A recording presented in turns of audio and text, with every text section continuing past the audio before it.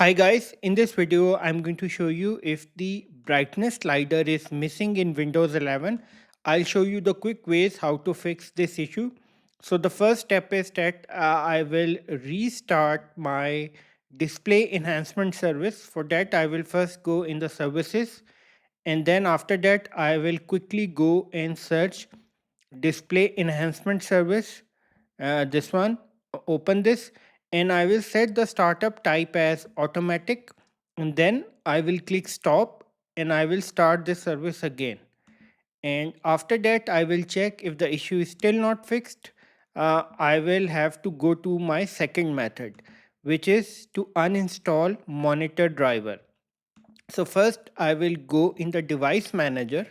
So search device manager, and after that what I'm going to do is I will look for this monitor, and then I will click right click and I will click uninstall device. After that I will click uninstall. So this driver has been uninstalled. Now is the time to restart my computer. So during the process of restart, the computer will automatically install the latest driver in my system. So see you after the restart. So my computer has been restarted, and I hope after performing this particular step, your issue will be fixed. If the issue is still not fixed, what you can do is you can go to the third step, which is to restart graphic driver.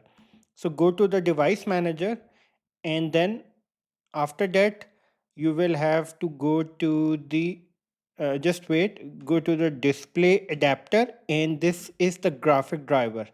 Okay, so what I'm going to do is I'm going to right click and I will uninstall this device, and then I will click uninstall. So I'm going to uninstall this driver, and then I will restart my computer. So during the process of restart, the computer will automatically install the latest graphic driver in my system. So no worry, you just need to click uninstall and then you have to restart your computer.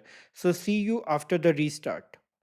So my computer has been restarted, and I hope after performing this step, the brightness slider has come again. That's it. At the end, please subscribe, like, and share. Thank you.